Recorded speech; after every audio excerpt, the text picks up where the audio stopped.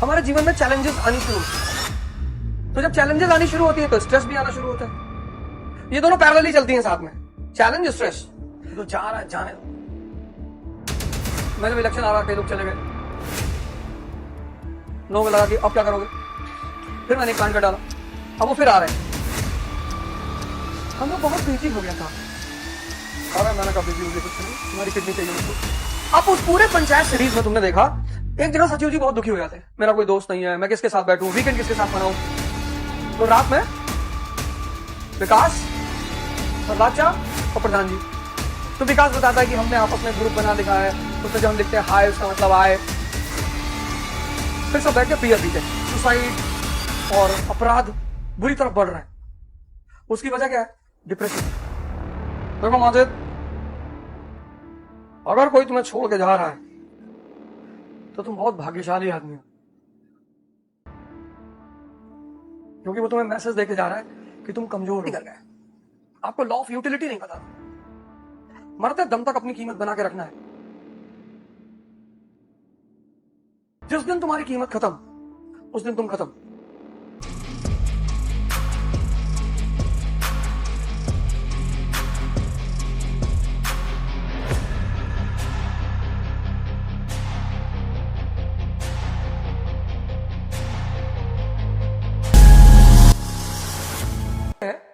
कि मन जो है ना, मन, माइंड, हमारी बॉडी में दो चीजें हैं, एक है माइंड, एक है कॉन्शियस। ये दो चीजें हमारी बॉडी में है। इसका जो फूड है, फूड मन का सबसे प्रिय फूड है, वह है बेहोशी।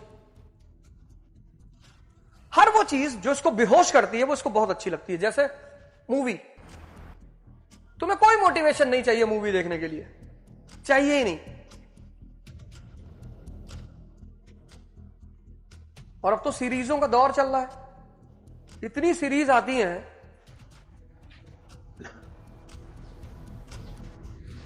और एक सीरीज अगर 50 मिनट की हुई तो 10 सीरीज 500 मिनट की। और पहले क्या था कि तुमको जाके ड्राइंग रूम में बैठना होता था, वहां टीवी लगी थी, एक जगह बैठ के तुम्हें देखना होता था। अब तुम सीरीज कहीं भी देख सकते हो, कहीं भी, मतलब वॉशरूम में भी देख सकते हो, क्योंकि मोबाइल तुम्हारे हाथ में है। दूसरी चीज जो सबसे ज्यादा बेहोश करती है वो है नशा, इंटॉक्सिकेंट्स, लिकर, कोई मोटिवेशन नहीं चाहिए। तीसरी चीज जो सबसे ज्यादा बेहोश करती है वो है एडवेंचर। अब ये जितनी भी चीजें हैं ये बेहोशी को इंक्रीज करती हैं, इसलिए तुमको इधर कोई मोटिवेशन नहीं चाहिए, चाहिए ही नहीं। लेकिन जैसे तुम पढ़ने के लिए बोलोगे, स्टडी करने के लिए बोलोगे, यहां होश चाहिए। इसका जो भोजन है वो है होश, कॉन्शियस। इसके लिए मोटिवेशन चाहिए। जैसे ही तुम योग करने की बात करोगे, मोटिवेशन चाहिए। जैसे ही तुम ध्यान करने की बात करोगे, मोटिवेशन चाहिए। आज डायबिटीज के पेशेंट क्यों परेशान है? ट्रेडमिल लिया है 4 लाख रुपए की, घर में 2 दिन चले, फिर उस पर कपड़े सूख रहे हैं, फिर उस पर कपड़े सूख रहे हैं, फिर उसको उस पर डाल रखा है जो सेकेंड हैंड सेल की साइट है, क्या नाम है उसका, OLX, उस पर डाल रखा है new condition, only 3 months purchased. कपड़े सुखाने में ज्यादा काम आती है। 4 लाख की ट्रेडमिल लेकर आए, 4 लाख रुपए की, उसमें आगे स्क्रीन लगा हुआ है और आप मूवी देख सकते हो, और न जाने कौन कौन से फंक्शन है, एक से एक फंक्शन है उसमें। सिर्फ 2 दिन किया, क्योंकि उत्तेजना तो 2 दिन रहती है। 5 की स्पीड पर 1 घंटे वॉक कर लो, 400 कैलोरी बर्न कर देगा वो। 5 की स्पीड पे 1 घंटा, 6 पे तो हार्ट अटैक हो जाएगा। स्पीड से बचना चाहिए। तुम्हारी बॉडी की जितनी क्षमता है उतनी वॉक करो। कुछ लोग लाते हैं नया नया 9 की स्पीड कर दी, इसने कहा सॉरी,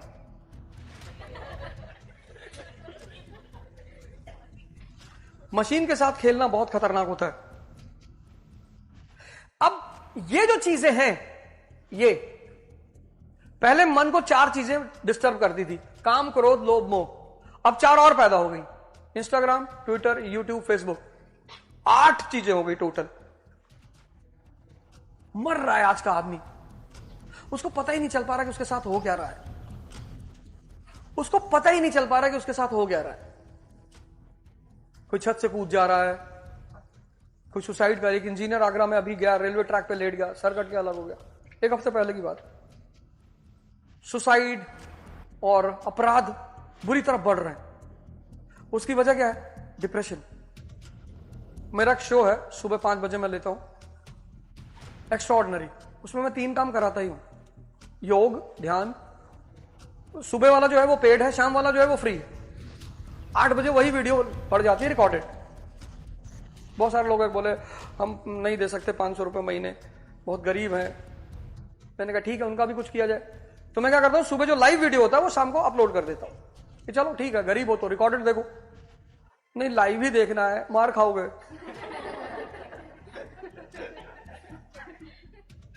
तो 6 से 8 वो शो लेता हूं मैं, उसमें मैं ध्यान कराता हूं आधे घंटे एवरी डे, और आधे घंटे योग कराता हूं, कपालभाति, अनुलोम विलोम, भस्त्रिका और भ्रामरी। और बाकी के 1 घंटे एक टॉपिक उठाता हूं, जैसे अभी फ्रेंच रेवोल्यूशन समझा रहा था। फिर आगे मैंने सोचा है कि ऑटोबायोग्राफीज उठाऊंगा, अंबेडकर,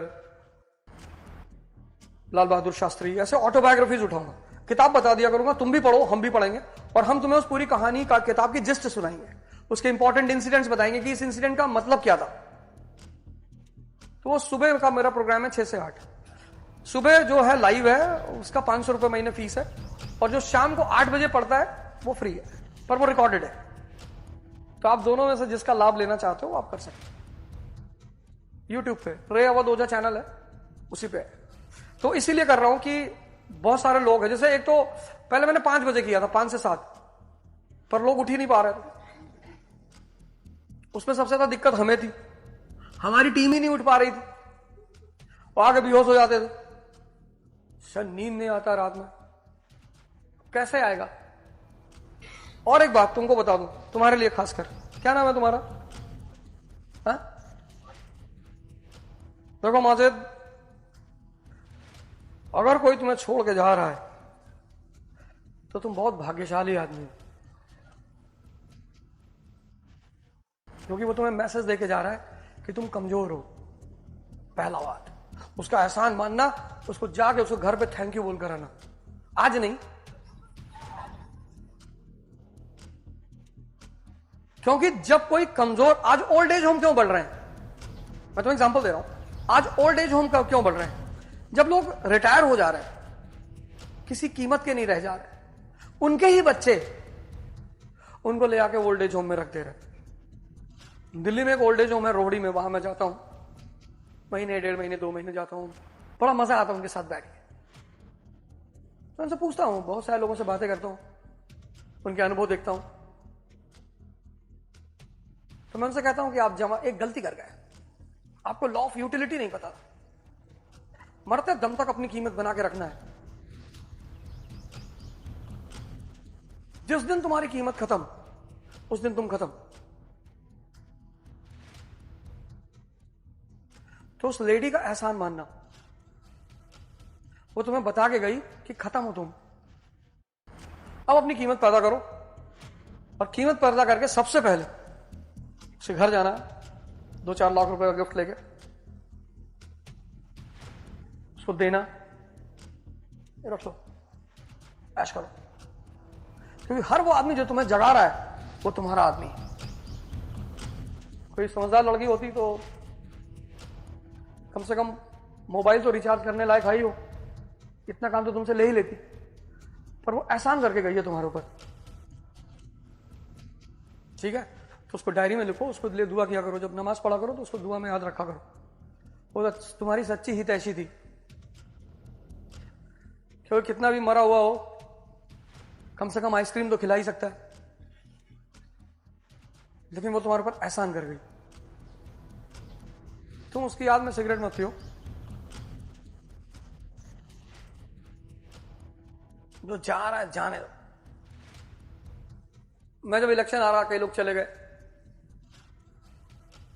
लोगों को लगा कि अब क्या करोगे, फिर मैंने एक कांड कर डाला, अब वो फिर आ रहे। हम लोग बहुत बिजी हो गया था। अरे मैंने कहा बिजी उजी कुछ नहीं, तुम्हारी किडनी चाहिए मुझको। इसलिए मैं जिंदगी में उदास नहीं होता, क्योंकि मुझे लगता है कि यार तुम जीतोगे तो तुम्हारे साथ दुनिया आ जाएगी, हारोगे तो कुछ लोग भाग जाएंगे। जो लोग भाग जाएंगे उनको भागने दो, उन्हें बुलाओ मत। और अगर तुम रो रहे हो तो तुम खत्म आदमी हो। पूरी दुनिया को प्रेम करो, कहां एक आदमी के चक्कर में पड़े हो।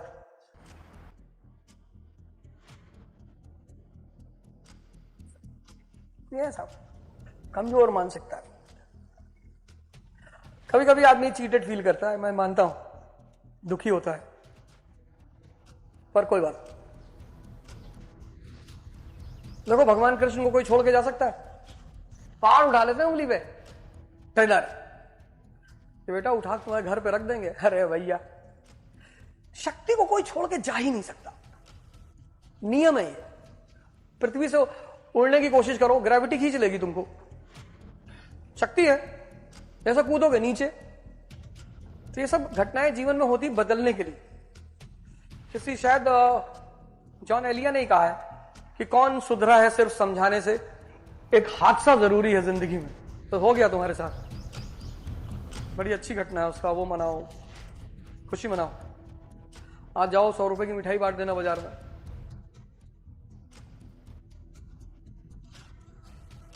जा रहा भागने दो। मैं ग्रेजुएशन में था, मुझसे एक साहब ने कहा I can not be with you. मैंने कहा ग्रेट। हमने जिंदगी में आज तक किसी आदमी को समझाने की कोशिश नहीं की क्यों जा रहे हो, जाओ, तुम्हारे घर पे जब रेड पड़ेगी तब तुमको पता चलेगा। नहीं, ऐसा नहीं है। एक बात कह रहा हूं। और यार लोग किसी को भी छोड़ देते हैं। देखो जब भगवान राम लंका जाने लगे तो बहुत अयोध्या के लोग उनके पीछे आए, हम नहीं जाएंगे, हम आपको लेके जाएंगे। भगवान ने कहा हम जाएंगे। फिर धीरे से सब वापस हो ली कि भैया कल बबलू को स्कूल जाना है। कोई भगवान राम के साथ जंगल गया, सिर्फ 2 लोग गए, एक लक्ष्मण जी, एक सीता जी। ऐसे तुम्हारी भी जिंदगी में कोई 2 लोग होंगे जो तुम्हारे संघर्ष में तुम्हारे साथ रहेंगे। बस उन 2 लोगों को याद रखना। बाकी एक हंटर खरीदो, उसको सुबह शाम देखा करो। ज्यादा लोगों की जरूरत ही नहीं है ना जिंदगी में। पूरी फौज, तुम चाहते हो कि पूरी दुनिया मेरे साथ मेरे स्ट्रगल में रहे, कोई नहीं रहेगा। कृष्ण के साथ कोई नहीं है, अकेला है वो। फिर पावर में ध्यान, योग, साधना, फिर महाभारत का युद्ध होता है। वो आदमी इतनी शक्ति पैदा कर लेता है कि वो दोनों तरफ से खेलता है, एम्पायरिंग। अर्जुन का विकेट गिरता है, वो हाथ ही नहीं उठाता, नो बॉल। अरे भीष्म पितामह, अरे बोले उतना ही बाण मारना जितना मैं बोलूंगा।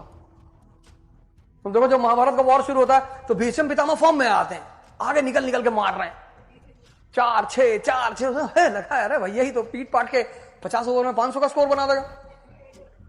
फिर वो आदमी रथ का पहिया लेता है और भागना शुरू करता है भीष्म पितामह की तरह। बहुत हिंदुओं के घर में तुमने वो पोस्टर देखा होगा, when Sri Krishna picks up the wheel and runs towards Bhisham Pitama, and then Bhisham Pitama gets down. भगवान ने कहा कि जब मैच फिक्स है, काय खेल रहे हो? Sorry sir. ये सब क्यों पढ़ाए जाते हैं? तो मोहम्मद साहब के जीवन देखो, वही तैफ के लोगों ने पत्थर मारा, आज सजदा कर रहे हैं। तो ये सब चीजें हमें इसीलिए पढ़ाई जाती हैं। वही डॉक्टर अंबेडकर को क्लास के बाहर बिठाते थे, आज सब जगह मूर्ति। क्यों? उस आदमी ने प्रूव किया अपने आप को, पढ़ाई की, इतना पढ़ाई कर लिया कि कोई उस आदमी के सामने बोल ही नहीं पाता था। तो जिंदगी का एक फेस, सबका उससे कोई बच नहीं सकता। एक फेस होगा, वो फेस होगा स्ट्रगल का। वहां तुम्हारे साथ मैक्सिमम 2 लोग होंगे, लक्ष्मण जी की तरह और सीता जी की तरह। फिर जब तुम जीतोगे और अयोध्या लौटोगे, तब हर घर में दिया जलेगा कि यहां हमने एक बार भैया को इमली खिलाई थी ना भाई, जी। फिर तुम्हें हंटर खरीदना है एक बहुत अच्छा सा। वो राजपाल यादव की मूवी है गोलमाल, धमाल, तो उसमें ड्रीम देखता है वो कि वो बड़ा आदमी बन गया, मर्सिडीज खरीद लिया। तो उसके मामा पुलिस में होता है, तो अपने मामा की वर्दी से शीशा साफ करवाता है ना। धमाल थी शायद। ढोल। कोई बात नहीं यार, तुम बड़ा ईमानदार आदमी, तुमने बता दिया सबके सामने कि ये फरिश्तों ना छेड़ो ना छेड़ो, हम जहां के सताए हुए हैं। उसने मैंने आज तक ये गलती की नहीं जो तुमने कर डाली। किसी को प्रेम नहीं करना है, खुद को करना है। किसी को करना ही नहीं, जिसकी गर्ज होगी वो हमें करेगा, और हम उसे बताएंगे कि तुम दिन में कितनी बार हमें आई लव यू बोलोगे। और अगर उस वक्त नहीं बोला तो 100 हंटर मारेंगे। भिखमंगे की तरह लोगों को जाके कहना प्लीज लव मी, ये सब भिखारी के लक्षण है। यार बेगर और भिखारी भगाए जाते हैं, आगे बढ़ो आगे बढ़ो। तुमको उसने कह दिया आगे बढ़ो, अब तुम दुखी हो। ये सब गलतियां करनी ही नहीं, बिंदास रहने का, मस्ती से नाचने का, जिम जाओ। अगली बार जब मैं आऊं अगले महीने तो बाकायदा बॉडी वॉडी बना के एकदम, तब मिलना। और रोते हुए मत मिलना। आज जाओ सब नदी में फेंक दो। कुछ गिफ्ट उफ्ट दे गई थी? नहीं दी? अरे यार बहुत बेइज्जती करा रहा है यार तुम, सही में यार बहुत। दी होती तो फेंक देते नदी में जाकर। तेरे खत आज मैं गंगा में बहा आया हूं, आग बहते हुए पानी में। ये गुनाह करना ही नहीं, प्रेम ही नहीं करना किसी को। हर आदमी को बस पूछना है कि हाँ भाई कितना पैसा चाहिए, 1 लाख रुपए चाहिए, ये ले। हर आदमी को खरीद लेना है धरती पर, और जब पैसे नहीं है तो ध्यान करना है।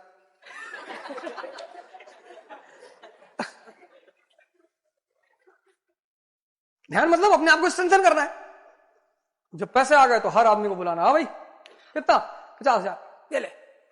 मोहल्ले में कुत्ता भौंक दिया मतलब 50,000, तू भी ले। फालतू के ड्रामे जिंदगी में नहीं करने हैं, सब ड्रामा है ये। फ्रेंडशिप, प्रेम, रिश्ते, सब 24 कैरेट ड्रामा है। विजडम ध्यान का परिणाम। जितना धैर्य बढ़ता जाएगा उतना विजडम बढ़ती जाएगी। विजडम का खेल पूरा ध्यान, नमाज, इन्हीं सब चीजों से जुड़ा हुआ। ध्यान में आसान काम थोड़ी है, कहने में लगता है आसान काम। 1 घंटा आंख बंद करके बैठना,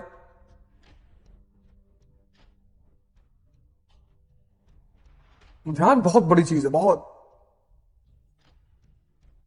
तुम बाहर उतना ही पाओगे जितनी अंदर तुम्हारी शक्ति है, उससे ज्यादा तुम कुछ नहीं पाओगे। गलती से पा भी गया तो छीन लिया जाएगा। विजडम मतलब इन सब चीजों का मिश्रण है। Insight, vision, understanding. विजडम बहुत बड़ी चीज है, जिसके अंदर पैदा हो जाती है उसको कम से कम भगवान बना देती है, कम से कम, मिनिमम।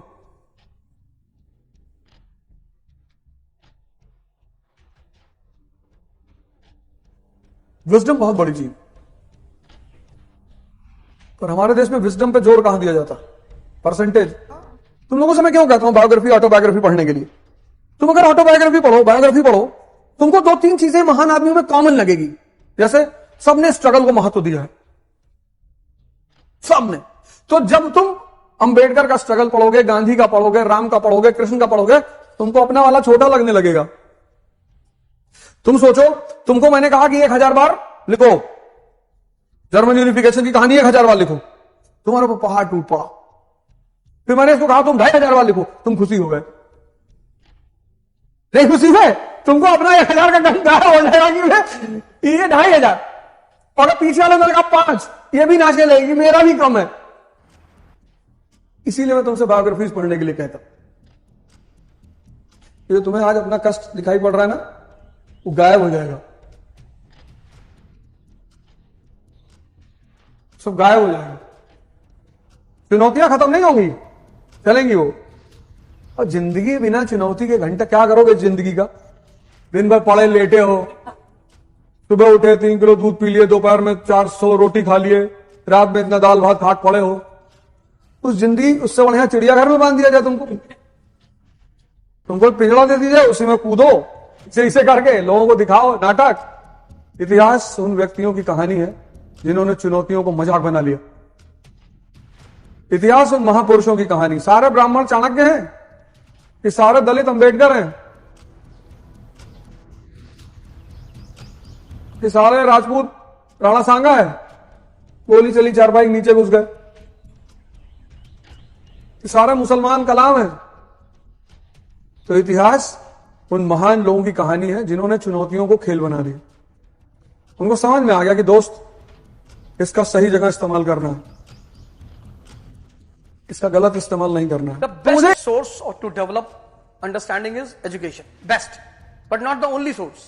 पढ़ोगे तो जब राजाओं को पढ़ोगे, रॉबर्ट क्लाइव को पढ़ोगे तो तुम्हें लगेगा कि वॉर कैसे जीते जाते हैं। लड़ाई करनी ही नहीं, सामने वाले की आर्मी में विभीषण खोज लेना है, बैटल ऑफ प्लासी। तब वहां से तुम्हें मक्कारियां समझ में आने लगेंगी कि भाई सिर्फ तलवार चलाने को वॉर नहीं कहते, सामने वाले के घर में विभीषण निकालना होता है। तो किसी से लड़ने से पहले उसके घर में 4 विभीषण निकाल लोगे, वो आगे तुम्हें बता देंगे कि पापा ने एक मंदिर बनाया, मंदिर के नीचे सारा पैसा है, तुमने आईबी की रेट डलवा दी, पैसा चला गया, सामाजिक बेइज्जती अलग से हो गई, हरा दिया तुमने इलेक्शन में, क्योंकि सोशली तो वो आदमी वैसे डिफीट खा चुका है।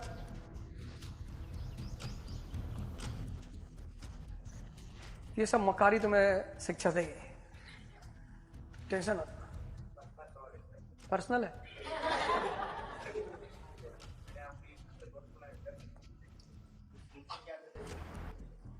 अरे बड़ी प्यारी आदत है। कौन सी सिगरेट पीते हो? कोई भी पी लेते हो, बीड़ी मिल जाए बीड़ी पी लो।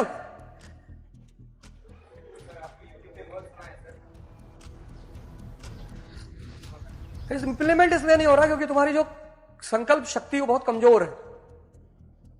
कितनी भी पियो, हमसे ज्यादा नहीं पियोगे कभी जिंदगी में। और ऐसा होता क्यों, मैं तुम्हें बताऊं। कितनी उम्र है तुम्हारी? 22। 20 साल के बाद, या मैं कहूं 15 के बाद, मतलब क्लास 11 से हमारे जीवन में चैलेंजेस आनी शुरू होती हैं। तो जब चैलेंजेस आनी शुरू होती हैं तो स्ट्रेस भी आना शुरू होता है। ये दोनों पैरेलली चलती हैं साथ में, चैलेंज स्ट्रेस। अब तुम अगर 3 साल के बच्चे को बोलो सिगरेट पीने के लिए तो वो हंसेगा तुम्हारे ऊपर, क्योंकि ना तो उसकी जिंदगी में चैलेंज है और ना ही स्ट्रेस है। स्ट्रेस विदाउट चैलेंज कभी होगा ही नहीं। स्ट्रेस जब भी होगा वो चैलेंज की वजह से होगा, नियम है स्ट्रेस का। तो जैसे ही तुम 11th में जाते हो ये पैदा हो जाता है, ये चैलेंज, ये पैदा होता है और ये पैदा होने लगता है। इन दोनों के साथ साथ एक और लॉबी पैदा होती है। वो तुम्हारे दोस्त जो पहले ही डूब चुके होते हैं, अब उनको पता है कि तुम स्ट्रेस में हो, तो कहेंगे कि स्ट्रेस बस्टर। फिर बोलेंगे कैसे मराठी सिगरेट नहीं पी पाता, मराठी के नाम पे पूरी एक ही बार में पी गए। अब अगर तुम ये सिगरेट खत्म करना चाहते हो, इसको खत्म करो, स्ट्रेस को। इसको खत्म करने का कोई तरीका नहीं है। इसको खत्म किया तो तुम भी मांगने लगोगे। चैलेंज चलती रहनी चाहिए। अगर जिंदगी में चैलेंज खत्म हो गई तो तुम खत्म। पूरी बात सुन लो। तो अब चैलेंज रहेगी ही रहेगी, इसको खत्म नहीं कर सकते, पर इसको कर सकते हैं। तो इसको खत्म करने का सबसे प्यारा तरीका है मेडिटेशन। जितना तुम्हारा मन शांत होता जाएगा उतने चैलेंजेस का फर्क नहीं पड़ेगा तुम्हारे ऊपर। योग में भी मैं तुम्हें बता दे रहा हूं, भस्त्रिका 1 मिनट करना, 1 मिनट, और दिन में 3 बार करना, उसको 5 मिनट तक ले जाओ। अगली बार जब तुमसे मिलोगे तो सिगरेट छूट चुकी होगी, क्योंकि जब ये होगा ही नहीं, ये सिगरेट पिला रही तुम्हें, तुम पी नहीं रहे हो, ये पिला रही, ये तुम इसको पकड़ नहीं पा रहे हो। तुम सोच रहे हो कि मैं कमजोर हूं, तुम इसको खत्म नहीं कर रहे हो। लड़की चली गई।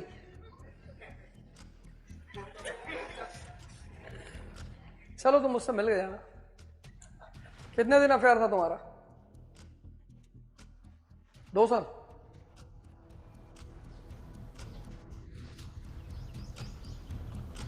मुझे तुम्हारे साथ सिंपैथी नहीं है।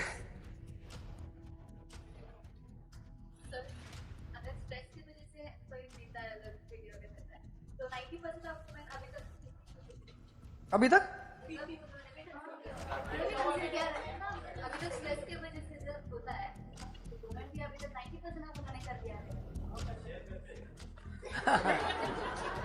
मैं कुछ नहीं कह रहा हूं। मैं कुछ नहीं कह रहा हूं, मैंने कुछ कहा ही नहीं।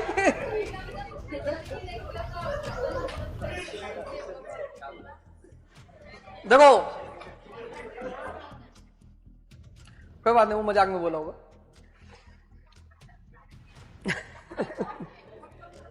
दो बातें।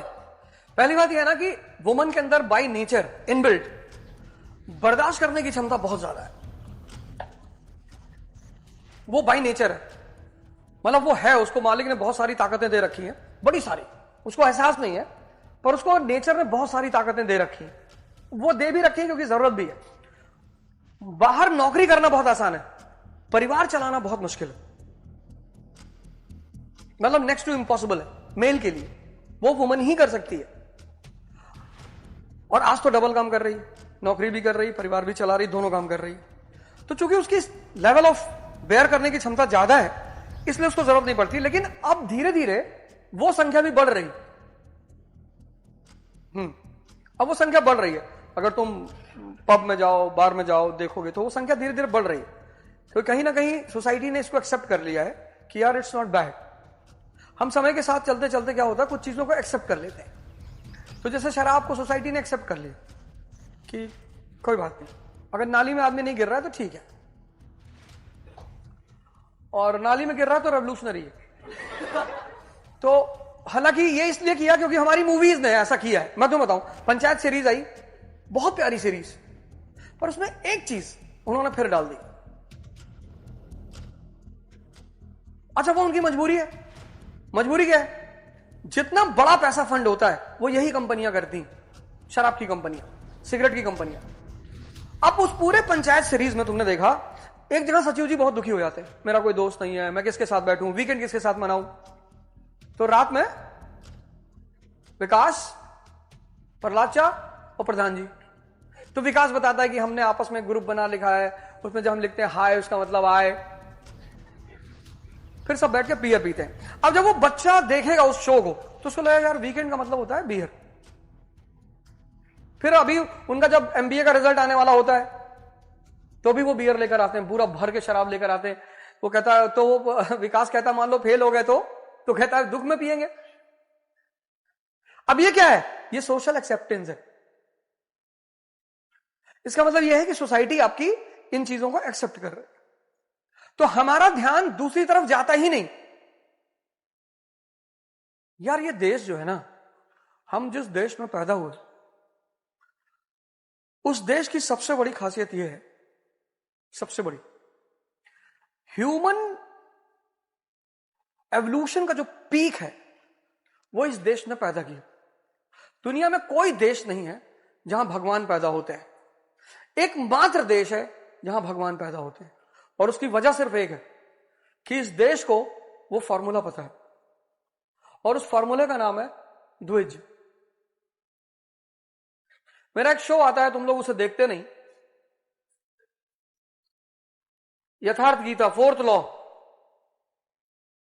इस संडे का जो एपिसोड है उसको देख लो, बेहोशी मन का भोजन है। आज जाओ और इस संडे का जो एपिसोड है ना, 4th लॉ, मेरा जो चैनल है रे अवध ओझा, उसमें मैंने कॉन्सेप्ट समझाया है। तुम कितने भी बुरे पे हो, लेकिन अगर तुम काम के हो ना, तुमको कोई नहीं भगा सकता। देश है वीर जवानों का, अलबेलों का, मस्तानों का, इस देश का यारों क्या कहना। जय हिंद।